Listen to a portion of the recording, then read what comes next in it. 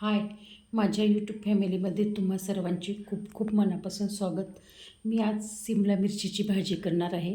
त्यासाठी साहित्य: सिमला मिरची, बेसन पीठ, लाल तिखट, धना पावडर, हळद, हिंग, मोहरी, मीठ, कोथिंबीर. बस खूप कमी साहित्यातच आपण ही भाजी करणार आहे. काही जास्त घालायची गरज नाही. खूप छान होती. आता मी त्यासाठी आधी बेसन भाजून घेणार आहे आणि तेल फोडणीसाठी. थोडंसं तेलावर बेसन भाजून घेणार आहे अगोदर, कारण ते चिटकू नये म्हणून. थोडंसं भाजून घेणार आहे आणि मग आपण सिमला मिरचीची भाजी करणार आहे. थोडं नॉर्मल भाजून घ्यायचं. ह्या भाजीला तसं जास्त काही घालायची गरजच नाही. सिमला मिरचीला एक अशी वेगळीच चव असते. त्याच्यामुळे मी ह्या भाजीमध्ये काही घालत नाही. अशीच साधीच भाजी करते, पण खूप छान लागते ही भाजी. आणि टिफिनमध्ये पण आपण निश्चित देऊ शकतो. ही बघा, असं थोडंच भाजून घ्यायचं. आता मी बेसन काढून घेणार आहे आणि भाजीला फोडणी देणार आहे. तेल ठेवलं आहे कढईत. आता हे मोहरी टाकून घेणार आहे. मोहरी तडतड झाली आपली. आता चांगलं तेल टाकलं आहे. आता त्याच्यामध्ये हिंग घालणार आहे. हे हिंग, हे लाल तिखट, धना पावडर, हळद याच्यातच टाकणार आहे आणि असं खालून घेणार आहे आणि याच्यात हे मिरच्या टाकणार आहे.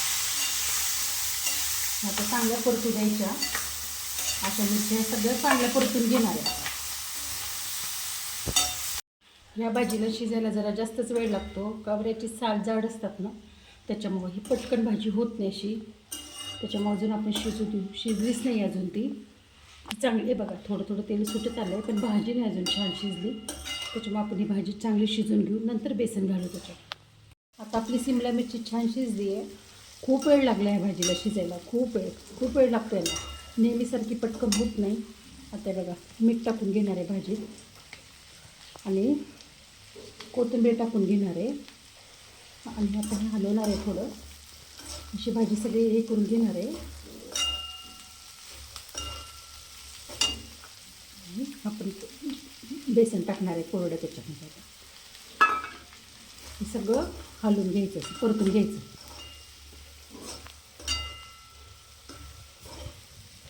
हे बघा, किती छान आपली भाजी शिजलेली आहे.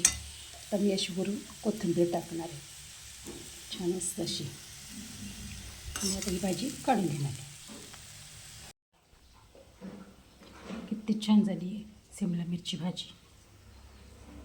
चपाती, सिमला मिरचीची भाजी, लोणचं. खूप छान लागते ही भाजी.